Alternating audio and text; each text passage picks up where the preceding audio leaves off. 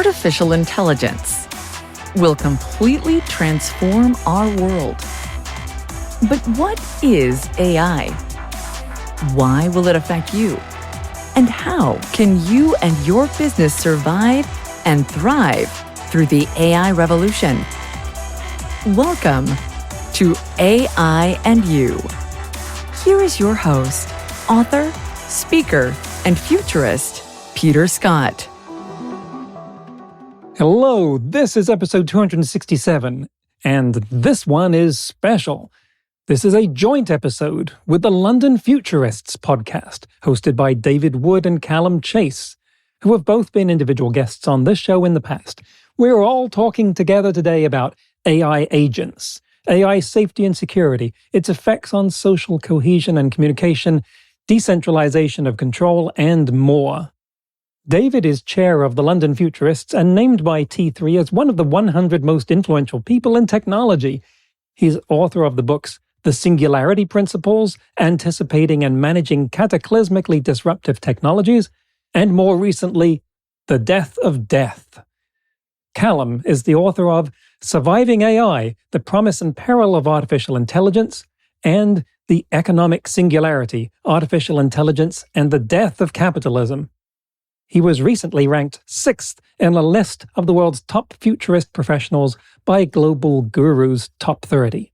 Together, David and Calum are key players at a new company called Contium, which describes itself as the world's first applied AI consciousness research organization.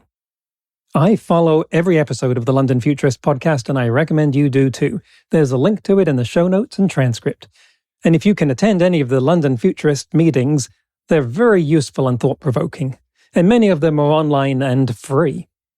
So here we go. Calum, why don't you kick us off here with your thoughts about AI agents, because that's something that you'd expressed before the interview when we were emailing about this, and I'm particularly interested to hear thoughts from someone like yourself that has been investigating that so diligently. Well, thank you, Peter. So 2025 is supposed to be the year of AI agents, according to pretty much everybody. And that's AIs that don't just retrieve and process information, but act on the real world, usually by taking over somebody's keyboard. They could book you an airline ticket, and eventually they'll run nuclear power plants with minimal or no human supervision. The point of an AI agent is it can perceive its environment, it can make decisions, and it can act on the world to achieve goals.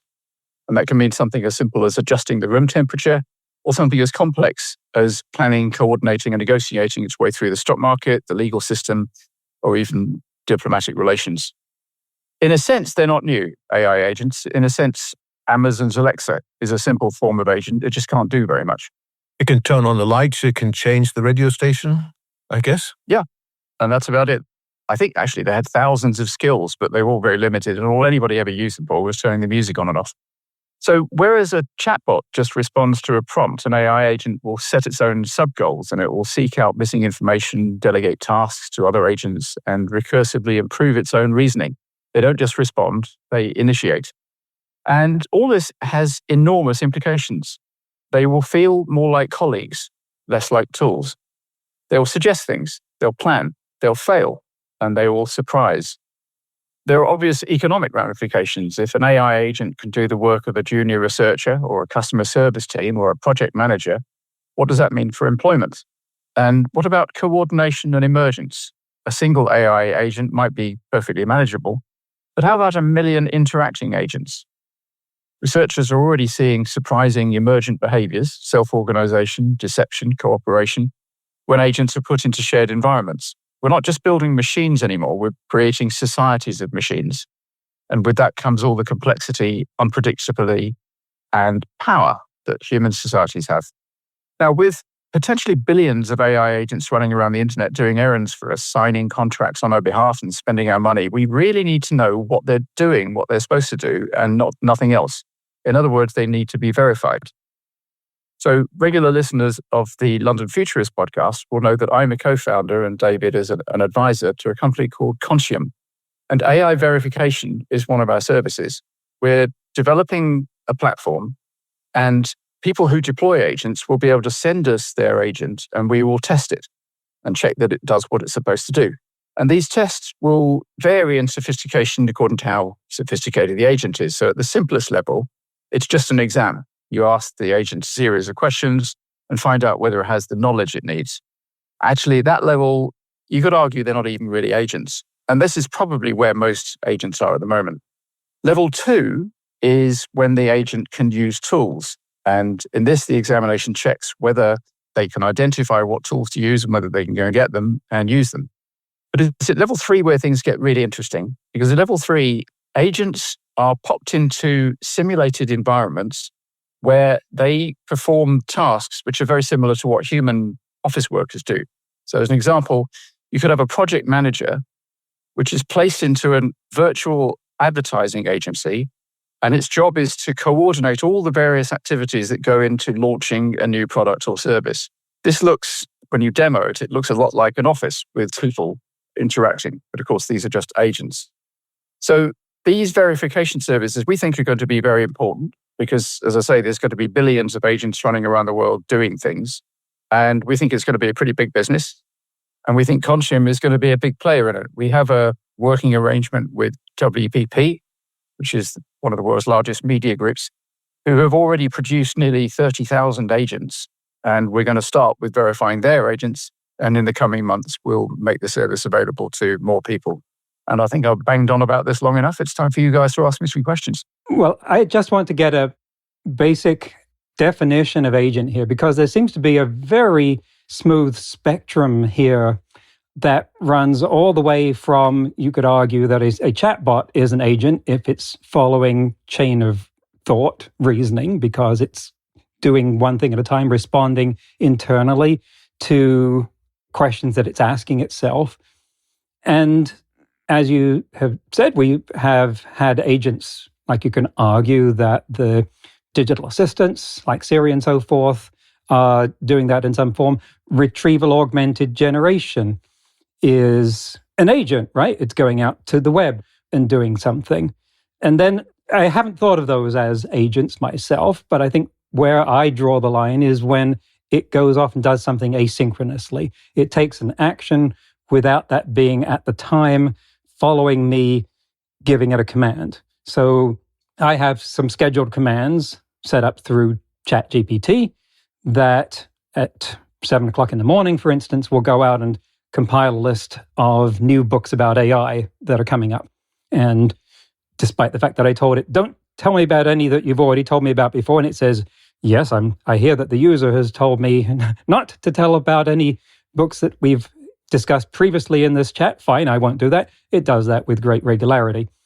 And so that's another form of agent. But I think the kind that I would really get excited about is the sort of classic autonomous AI of fiction that is living out on the internet as some sort of apparently conscious entity that is always thinking to itself about some goal and evolving towards achieving that in various ways.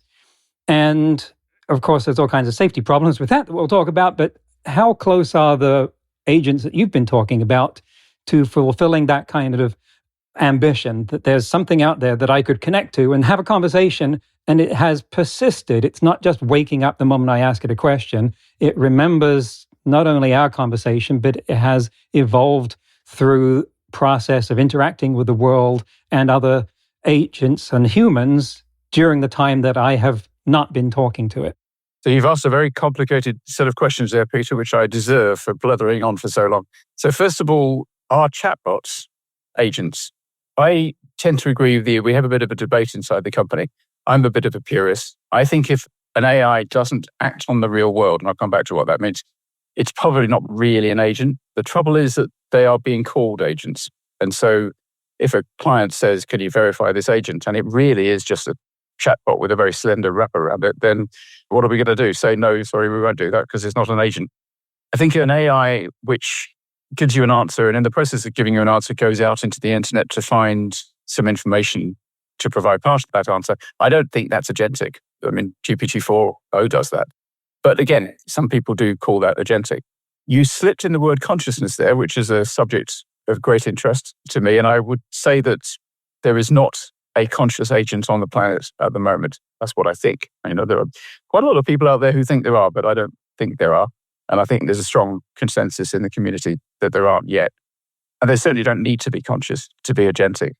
And then the other thing you raised is permanence, whether agentic AIs need to be more permanent than chatbots, which obviously they have a short life. You ask them a question and then they disappear. Again, I don't think that's necessary either. An AI agent could spin up, do a task, and then spin back down again.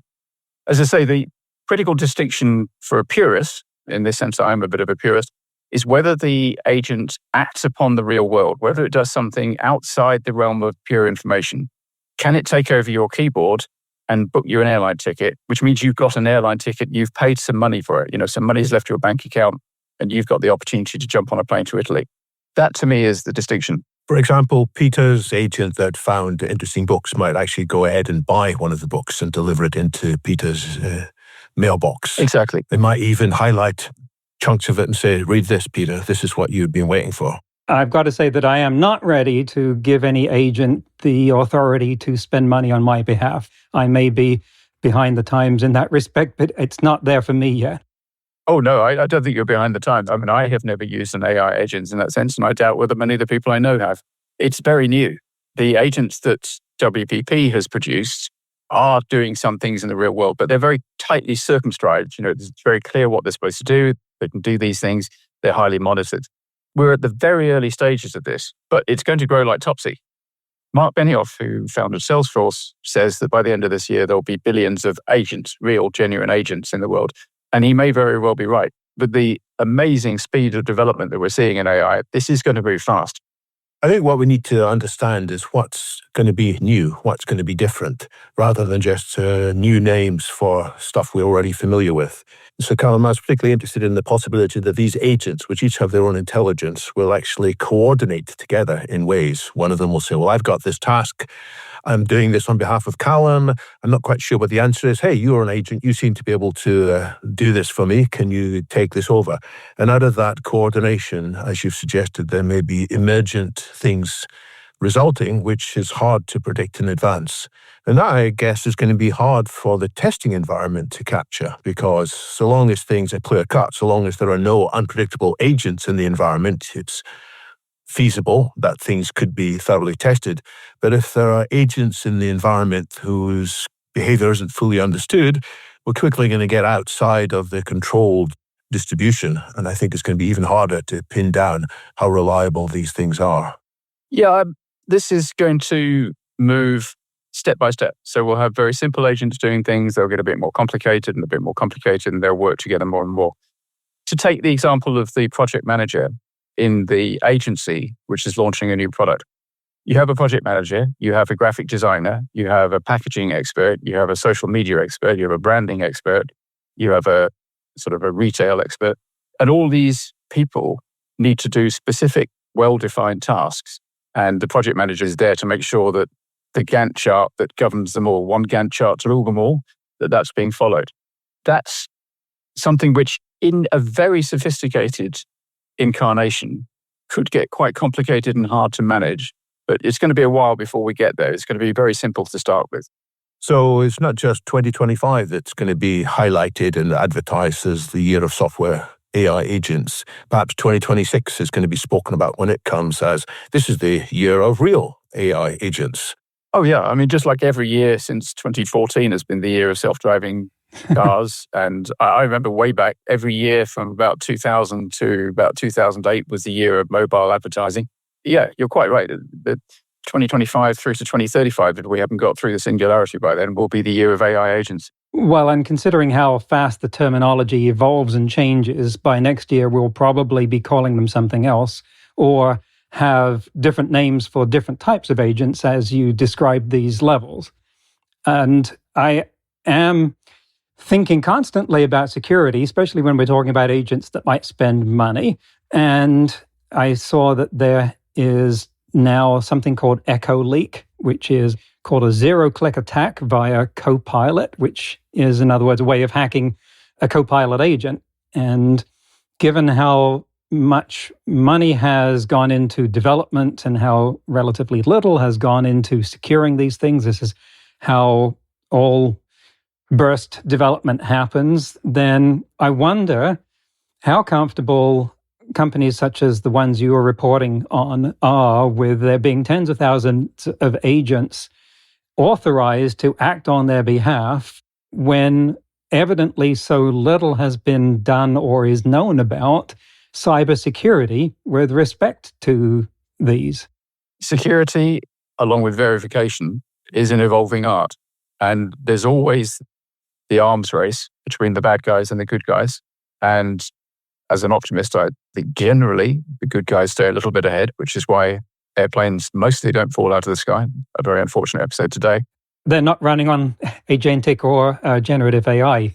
No, but they are running on software which didn't exist 10 years ago. And the ones that existed 10 years ago are running on software that didn't exist 10 years before that. We're in the business of incrementally improving the technology. And with every step, it gets more complicated. With every step, you have to verify it better and secure it better.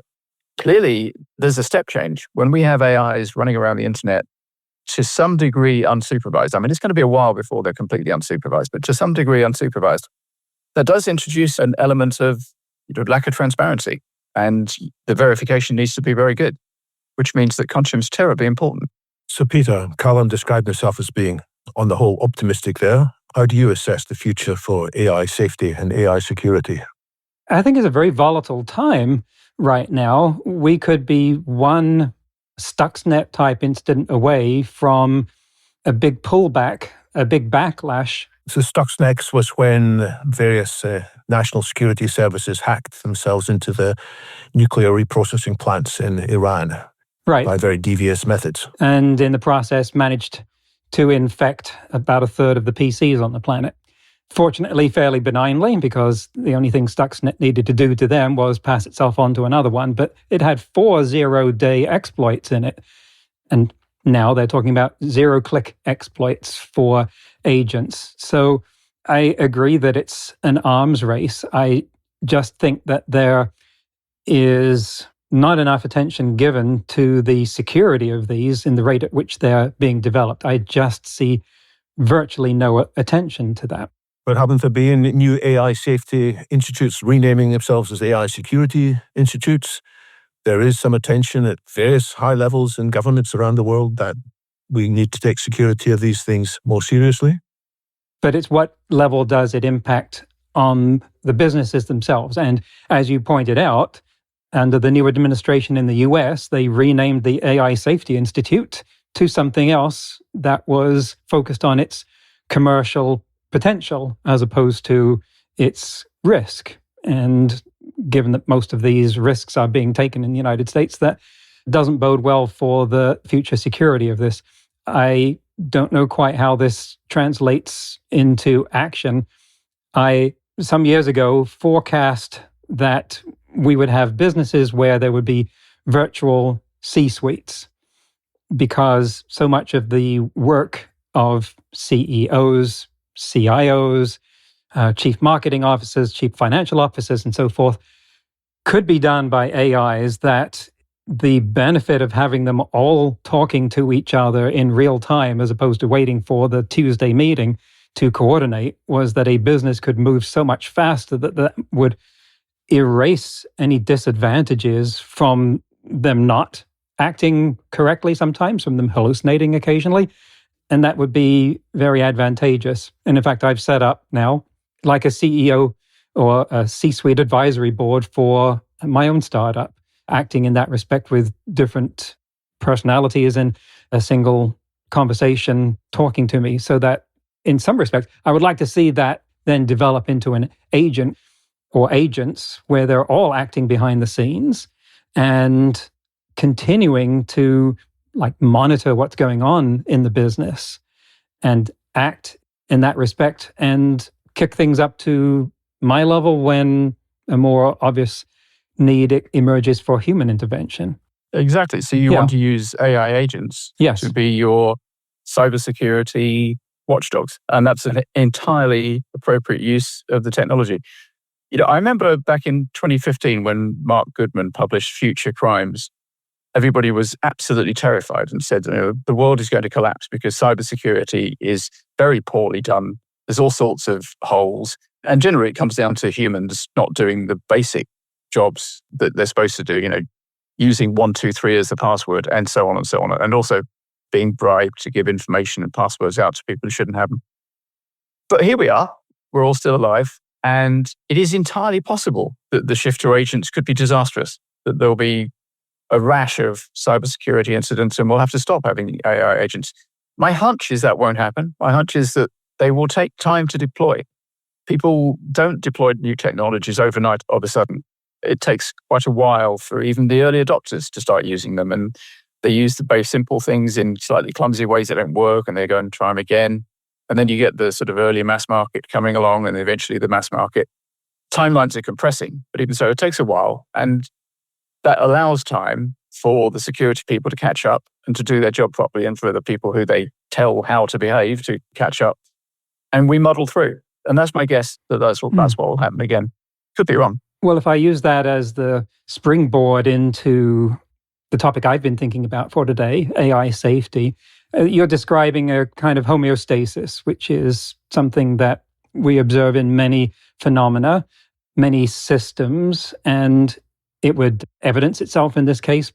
If security is not taken seriously enough, there become some incidents that become painful enough that people then devote enough attention to it, and the problem then becomes less acute. And I think that there is a great deal to be said for that. And I think that's where we will, as you say, muddle through.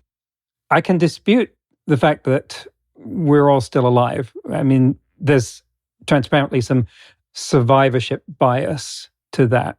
But just to illustrate how AI safety as a field merges seamlessly into AI quality control, we could look at what happened in 2016 with Facebook and the Brexit vote and the US presidential vote.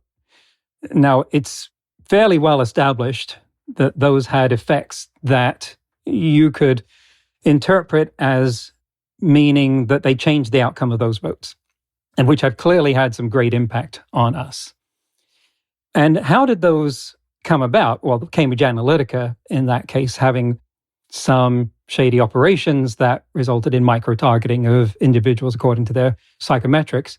The same kind of thing happened with far less malevolent intent with the TikTok, YouTube, and Facebook algorithms that recommend what should you look at next. And the Washington Post did a brilliantly, meticulously researched study of how the TikTok algorithm worked, where they had to construct 100 synthetic personas, computers pretending to be different types of people that were looking at a TikTok feed and clicking on what was recommended for them. And they found, to cut a long story short, but one that's well worth reading, that the algorithm magnified the biases of the personas, the people, virtual people in this case, that were using the platform. If someone started out being mildly vegetarian, clicking on things like that, eventually it led them to veganism. Not saying there's anything wrong with that because I'm mostly vegan myself. And then whatever it was, it would be hardcore. If they were interested in jogging, they would end up at ultra marathon. And in particular, if they were inclined towards any kind of conspiracy theory, some of the more benign ones like JFK assassination, they would end up in QAnon. They would end up believing that a pizza parlor in Washington, D.C. had a basement where the Democratic Party, I believe, was keeping child sex slaves. And we've seen the effects of this with things like anti-vaccination, where the phrase "do your own research" has meant get on YouTube, follow this chain of breadcrumbs, and end up looking at things which lay out the case that vaccination is an existential risk to humanity.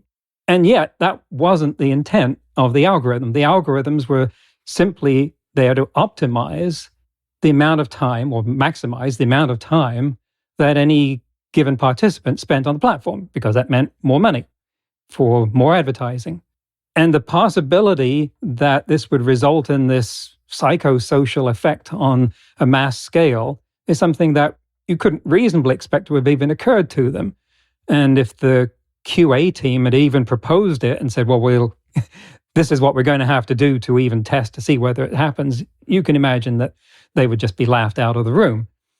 And so there's an example of how an effect that is in the weeds of quality control can have this massive effect, which I will draw the parallel between that and what happened with Cambridge Analytica and say, if you accept that that changed the outcome of the presidential election, we ended up with an administration that was manifestly far less competent at dealing with the COVID pandemic than many others.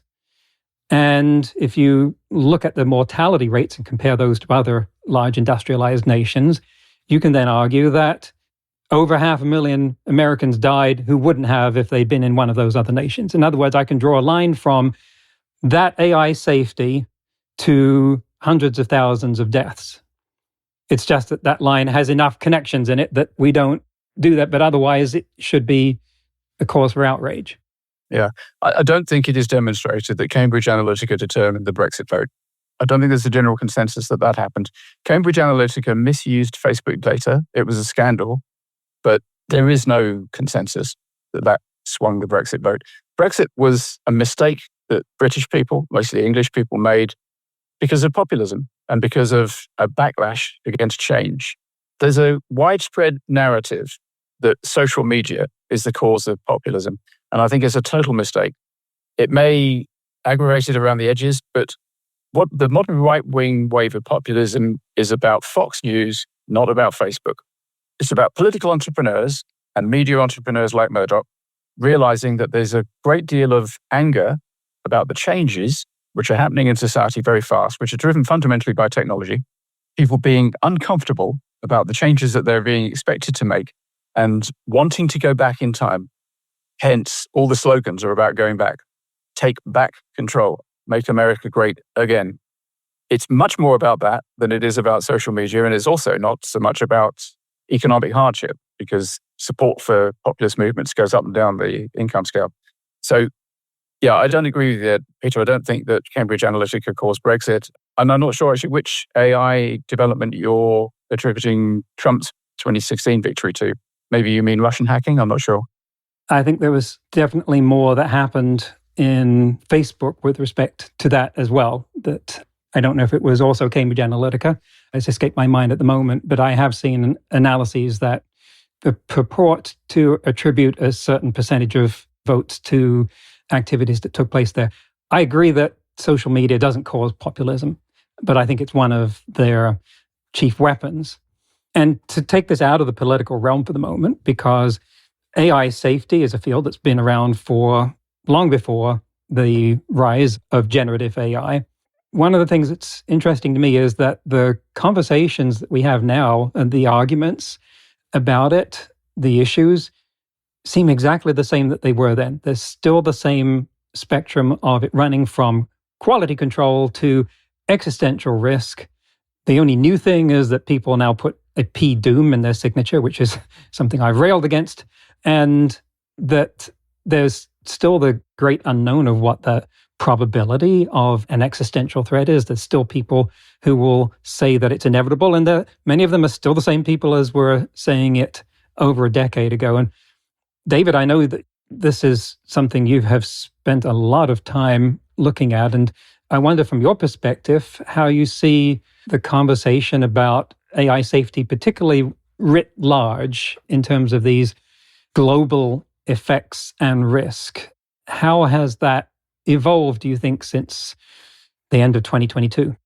Well, the first thing I want to say is I think I've got a position which is intermediate between what the two of you have been saying. I do think algorithms have complicated things, but they're not acting in isolation. I want to refer to what I thought was a fascinating analysis by Renée DiResta. She had a book called Invisible Rulers, which talked about the way that we are guided often by forces that are outside our conscious awareness. And the three combinations that she points to are indeed the social media algorithms, which tend to make us more extreme, not just, by the way, more extreme in what we consume, but there's even pressures for us to be more extreme in what we broadcast. People discover that they get more of a reaction if they slip in more extreme views. And over time, they start half believing the extreme views themselves. So there are algorithms. There's also, secondly, the rise of influencers, individual influencers. So there are many people who are influenced by what they see on Fox News, or in the UK, we've got the Daily Mail and other sources.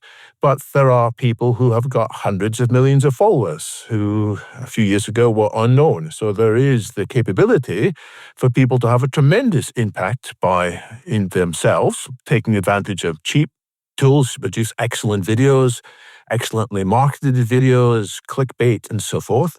And the third thing is online crowds. People do tend to find their fellow travelers online in ways that couldn't happen before. Once upon a time, you were the only person in the village who had particular inclinations, and so that's as far as they ever went. But now people can find others online that seem to have similar views, similar provocations, similar prejudices to themselves. So these three forces by themselves are building on the social stresses, the fact that people are, as Calum says, disoriented by the pace of change. They're looking for a stability which they can't easily find. And so there's a complicated set of things happening. And I'll refer back to what we're saying at the beginning of the conversation about the dangers posed by agents. It's not that individual agents by themselves particularly pose dangers. It's what happened when they encounter other forces, other agents, changes in the environment. So I think what we're addressing, what we need to address as we talk about the safety of these AI systems, isn't the systems in isolation, but how they interact with other very powerful forces that are around. So AI is causing a greater pace of change, which is leaving more people feeling left behind. AI at the same time is coming up with narratives that tell people the reason you're feeling left behind, the reason you should feel left behind is because of these bad guys over there, whether it's the bad immigrants or the bad elites or the bad cosmopolitans or the bad people from different religious personalities or whatever. So AI is exacerbating that as well. So there's a combination of different things that are happening. And we're going to have to be a lot smarter at understanding what's going on. And what I'm hoping for, by the way, is the public as a whole is going to say, hang on, we don't like the direction this is going in. Hang on, although there's a certain thrill from being manipulated on social media, it actually is bad for us. The same group of people who will say, well, I know that it's quite tasty to have all this junk food, but frankly, we should put limits around junk food. Similarly, I think more people will say we need to curtail the rapid experimentation which is taking place on social media. We can't just trust that after a failed experiment we'll pick up the pieces and fix it.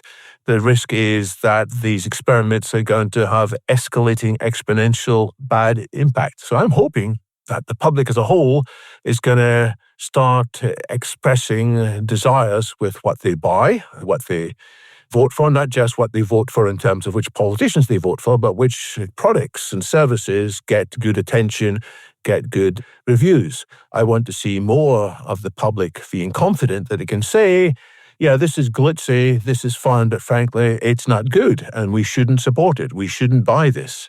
And just as people disinvest from companies that have got questionable track records, I want to see more of the public as a whole disinvesting from these dangerous companies. And so we'll no longer laud Sam Altman for, wow, he's cool, isn't he? He's incredible. He's talking about all these large numbers. The public as a whole is going to say, I want to see the evidence that what you're doing really is safe. I want to see the evidence that you're listening to the safety experts inside your company instead of them all leaving. That's what I want to see. I call it a reputation management. I want to see the public exercising this influence. I don't know whether that's possible or not, but I think it's something that should be examined and given a good chance. Well, it's a bit hard to disinvest from OpenAI. It's a private company. So what it means is that we will have governments who will stop using OpenAI. There'll be people who say, don't use OpenAI until it has passed these criteria. So disinvest in a general sense. So you want boycotts as well as disinvestments? boycotts aren't a bad idea. We have had in the parts of Europe a boycott of Tesla, in part as a reaction against some of the things that its extravagant CEO has been saying and doing. And that is having an impact. It might even be causing Elon Musk to change how he behaves. So sometimes boycotts, official boycotts or unofficial boycotts, can have a result.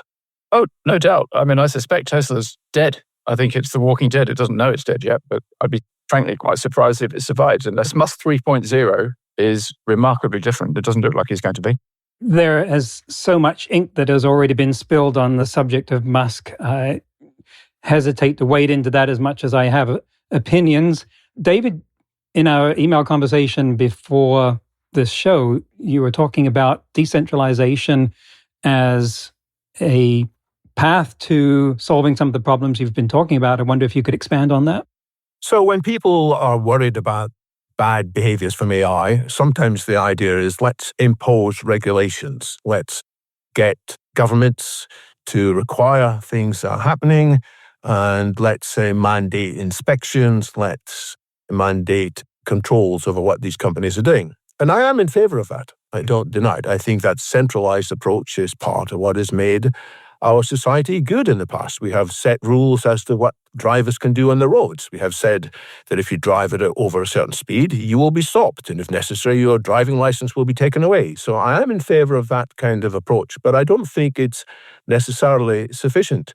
So when I talk about a decentralized reaction, I'm talking about a ground-up revolt. I'm talking about people understanding in stages what's happening and getting together and, Calum's word is good here, boycotting various products, encouraging others to boycott the products. And if people don't boycott the likes of OpenAI, whilst OpenAI remains in a cavalier, too risky approach, then maybe we should be boycotting the companies that are still overly friendly with OpenAI. We should be insisting up and down the line. We need evidence that the products are as safe as possible. So I want to see both a decentralized approach and a centralized approach. But if we just want to put all the power into governments, I think that is a dangerous approach too. Governments can't act without the support, the consent of the population as a whole. We're talking about power sharing here, I think, ultimately. How is the will of society expressed? What is the mechanism through which we do that? We have governments and we have boycotts. And there are other kinds of things that happen, like revolutions along the way, that are all ways in which the people make their desires known, express them. And I've got a question here, which I think would encircle everything that we've been talking about here, or would cross over into the areas of each of us. We often say that AI is simply amplifying the values of the people who are using it. And that's pretty obvious. In fact, you could look at the AIs from different companies, OpenAI, you could look at ChatGPT versus the Meta AI versus Grok, and you could look at the way that they express themselves, the idiosyncrasies, the different biases that they have, and intuit something about the values and political tilt of the organizations that came up with them. And so now we have lots of other AIs about to be unleashed on the world in the form of these tens of thousands of hundreds of thousands of agents, and they will similarly express values on a sort of micro scale. And that will then overlap into the way that our conversations change, because they will affect our conversations through social media and the way we interact with each other. And there will again be this social effect on a large scale. I wonder if you think we might ever get to the point where we could see AIs that are affecting that in ways that were either not what their creators intended, or we would say these are independent agents at this point. They have evolved past a point where we would consider them to be the tool of whoever turned on the program to begin with, whoever's paying the electric bill, that they have evolved some kind of effect on our society that we would consider independent of that. What do you think? What I'm seeing from some of the test results that are being released by the big platform companies, some from the analysis of the GPT-3 the new versions, some from Anthropic, is that sometimes the AIs go about the goals in ways that hadn't been considered in advance by the designers. So the designers had expected that the AIs would do various things to try and answer a question, but they were able to come up with own new ideas. So this isn't yet coming up with brand new objectives and brand new motivations, but it's showing that the systems already have a stunning variety of different ideas at their disposal. To an extent, we already saw this with the systems that played Go and the systems that played chess, AlphaGo and AlphaZero. They came up with new strategies to win these games that took the human experts by surprise. They didn't think that such moves would be good, and it's turned out to be a whole new chapter in some of the strategies or the design and how to play games. So I think we're already seeing the possibility for AIs to be innovative in ways we hadn't expected, and the risk is that they will use that innovation in ways that we don't like, which is why I'm hoping that the tests that Calum is talking about earlier on, that there won't just be tests to, do you know the answers to these questions, but perhaps we should give the AIs a chance to cheat, a chance to deceive. And if they do cheat and deceive, then we should say, right, well, you're not going out in the real world anytime soon, are you? So we should be testing them for character and values as well as just knowledge and capability. Oh, that is very much part of the verification program. That's central to it. So I'm happy to tell you, yep, that's on the plan. I wanted to ask you a couple of questions and make a couple of observations. Firstly, you say that OpenAI is cavalier in the way it's developing large language models, and there's a series of questions. Firstly, do you boycott them? Do you not use OpenAI products? And which large language models do you think are not cavalier? Because as far as I can make out, they are all racing to superintelligence, which strikes me as being extremely irresponsible, but also unavoidable. And most of the species doesn't seem to mind, which I find very odd. The second thing I wanted to say is that boycotts have been around forever, and they only work when an enormous majority of people are convinced. You're right. I think they are working with Tesla. I think they're going to kill Tesla. They worked against South Africa. Maybe they'll work against Israel. That's certainly an open question at the moment. It's very interesting that they haven't worked at all against America, despite America declaring war on the rest of the world on April the 2nd, on Liberation Day, when Trump declared war on the penguins. There's been no movement to have a boycott against American products, and that's rather surprised me. And finally, are you not a little concerned in this call for the democratic processes to be sidestepped about mob rule? It's great when everybody gets riled up and does stuff if we agree with them. But when we don't agree with them, then we're not so happy about it. So in Ballymena at the moment, a little town in Northern Ireland I know a little bit about, there's an awful situation going on because anti-immigrants have riled people up over a terrible incident with a young girl. And lots of people are having their houses burned down because the mob has decided that democracy isn't working and they have to take the law into their own hands. There's a reason why we have the rule of law, and there's a reason why we have representative democracy. Most of us don't have the time, and very often not the skills, to be able to make decisions and take actions about public policy. And when everybody's encouraged to do it based on whatever hearsay, flip-flams of social media, half-understood editorials in the Daily Mail, when everybody's starting to act on those things, it can get quite dangerous. Well, as you said earlier, that's a lot of questions, and it's provoked probably by me rabbiting on rather too long when I had the microphone. I'm not sure I can answer all of these. I just support you that mob rule is incredibly dangerous, so I'm not advocating mob rule, though I realize that boycotts have a tendency to degenerate if we're not careful. So there must be a lot of discussion about values in there. I think there should be maybe protests in the street, but I wouldn't advocate violent protests in the street. I see more people banding together under banners such as Pause AI, actually demonstrating outside the offices of the big tech companies. I think that's great, but I would not be happy if they tried to smash the windows or do anything of that sort. So this is going to be a delicate balance. They should act within the law, but it's not just a matter of waiting till the election and voting. It should be a whole bunch of civil movements. There should be lots of articles, and it should be informed as much as possible. And that's going to be hard because there are lots of people pushing back with their narratives that, frankly, are very destructive. So that's going to be hard. I don't boycott ChatGPT myself. As you say, to be effective, you need lots of people doing it. And just as I'm not going to save the world from greenhouse gas emissions by stopping flying myself, there needs to be a much broader action that needs to be agreed. And so what I'm envisioning is there can be a collective action which is agreed and it can go in stages. And if there was one of these large language models that was clearly safer and less risky and less cavalier than the others, then I would be shouting for it and supporting it. But as you said, it's not clear that one of them is actually much better than the others. I know inside the AI safety activist community, people think that Anthropix is possibly safer than the others, but it's by no means clear-cut.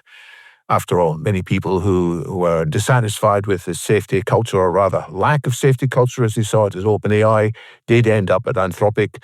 But it's very easy to start off by saying we're going to do things safely and securely. The commercial pressures are likely to push these values down the priority list unless there is strong social pressure, reputational pressure to keep these values uppermost in mind. And I think Tesla, as an example of a boycott, is quite unique and exceptional because that happened because Elon Musk was very visible, very offensive to a great many people, and because he was also so visibly associated with Tesla. And try and see if you can name the CEOs of Exxon or General Motors, for instance. Mary Barra. Thank you. Shouldn't have tried that. But because communities have Tesla dealerships spaced at just the right intervals for mobs to form around to express local activism, that resulted in an excuse for an effective boycott. But if you look at other examples of attempted boycotts, like don't buy products of these companies because they support greenhouse gas production, then you have people like Greta Thunberg, who will not fly. She only takes boats everywhere, quite visibly, but I don't think it's made any difference to what virtually anyone else does. Maybe some people buy carbon credits because there just isn't the place to coalesce group action around. Everyone is like, yeah, that's going to cost me. So unless I know that everyone else is going to do it, it's not worth it. Right now, you have essentially the entire country of Canada boycotting the United States for reasons that have become quite apparent. And it's having quite measurable effects on various parts of the United States, but none of them are making the slightest difference to the factors that were the cause for that boycott in the first place. So that's what I wanted to say about boycotts. I want to ask one more question, primarily Calum, in the time that we have left, because I'm thinking about all these agents that you're talking about that we're going to be experiencing soon. And I think this means, fairly obviously, that the amount of conversation between agents will shortly dwarf the amount of conversation between humans or between humans and AIs. In other words, most of the interactions will take place agent to agent as opposed to human to agent or human to human. And I wonder whether in the process of doing that, we might see any emergent effects like either accidents or agents convincing other agents to take different actions from what they had originally been planning. You don't have to ratchet that all the way up to some sort of brainwashing effect. It could simply be that one agent decides it's going to buy a different stock from the one it had originally thought of as a result of something that another agent told it. I wonder whether if you look at that with a big futurist hat, you can see any kind of unexpected behavior on the horizon. I'll be astonished if there isn't any unexpected behavior. And you're right. In some period of time, who knows, it might be 2 or 3 years, it might be 10 years. It's quite likely that the traffic on the internet, the conversational traffic on the internet between AIs will be greater than the conversational traffic between humans. And actually, that could be an absolutely wonderful thing, because I spend far too much of my life dealing with idiotic systems of government and companies that I have to buy things from, companies I have to supply things to. And if I could delegate all that to a set of agents, hooray, I'd love it. But yeah, you could have agents negotiating with each other. And if your agent isn't as good as the agent that is negotiating against, you might not get the outcome you want. That's, I think, a really good extra argument or part of the argument for AI verification. It's also yet another learning curve that we're all going to go up. We had to learn how to use fire. We had to learn how to use horses. We had to learn how to use cars, computers, the internet. Now we're going to have to learn how to use AI agents. And we're going to have to learn it in a much, much shorter time than previously. Well, let's do some final thoughts. A round of final thoughts of what you want the audience to take away from our discussion. David? Well, I will say that what we're facing today is different from learning how to use fire, different from learning how to use automobiles, because when there was a mistake in how we did fire, a small number of people may have died. Cars killed quite a lot of people until it was safer, but they didn't kill all of society. There are risks that these agents could be connected into weapon systems, can be connected into financial systems which go haywire. We've had financial systems briefly going partially haywire with various flash crashes that are thought perhaps were caused by algorithms which are fighting each other. So I think, well, that case itself was controlled and managed, but as these AIs become more powerful, there is the risk that we'll go over a tipping point and it will be too late to learn from the mistakes. So that's why we need to up our game in verification and transparency and honesty and make sure that these things are uppermost in mind rather than an afterthought. And to the extent that humans from all parts of society can express that desire, I think that's going to help the leaders of society to say, yeah, we need to do this, and we're not going to accept big tech just making up their own rules and getting away with it. I will go next, and then we'll bookend this with Calum. So whenever I think about the effects of AI on society now in the next few years and further out, I am looking at it through the eyes of today's students, today's children, because I'm working with schools on their AI strategy. And the reason I'm doing that is because virtually every issue about AI, what's critical about it, intersects in education right now, a field which is not renowned for reacting quickly, for acting at internet speed, to dealing with exponential disruption. And yet, they have no choice now, and students are facing this. And I'm focused on high schools and starting an institute in that respect to address those concerns and how AI can be leveraged to improve the educational experience. And I'm just struck by how much of our conversation here, which is a microcosm of what goes on our podcasts and other episodes and in many other shows and around the world, the conversation about AI, that so much of it is what's going to happen, I don't know. Could be good, could be bad, could be very good, could be very bad. Let's wait and see. But let's also do this thing as fast as we can. None of which mitigates against the good that it could do. But I wonder, through the eyes of a 10-year-old or a 16-year-old looking at this, who's thinking about getting into the workforce and what they're going to do, just what they're making of all of this tremendous volatility and uncertainty. And that only strengthens my resolve to make this as easy and as useful for them as possible. That's me. Well, I'll try to offer some concluding comments without just going all over the place, as I have done in the past. Firstly, this is a bewildering time. I mean, growing up is tough at the best of times, and growing up now, they've got so many more variables.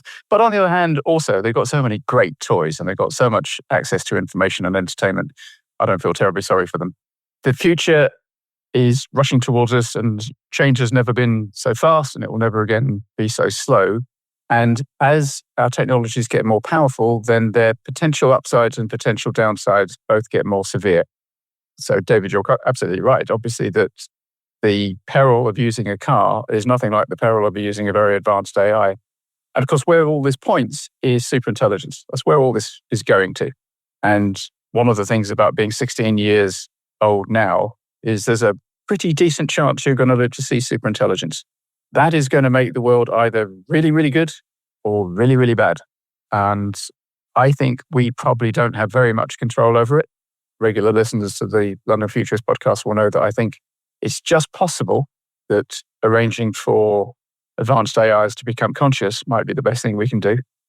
But fundamentally, I think it's going to be out of our control. I am a bit of an optimist. Both optimism and pessimism are biases, and we should really avoid them. But on the other hand, optimism is a lot more fun and it's a lot more productive. So I think the outcome is more likely to be extremely good. And when I say extremely good, I mean good beyond all belief. But it'd be irresponsible to deny there's massive downsides. Let's just hope we get the good. Thank you very much, gentlemen. Thank you. Thank you for organising this, Peter. It was good fun. That's it, folks. There's a link to the London Futurists podcast in the show notes and transcript. In today's news, ripped from the headlines about AI, ABBA's Bjorn Ulvaeus, who is now 80, excuse me while I go bang my head on a wall for a bit, is writing a musical with the help of AI. He told an audience at South by Southwest London that he was 3/4 of the way through the musical and that while AI was lousy at writing a whole song and very bad at lyrics, it was helpful whenever he reached a creative impasse.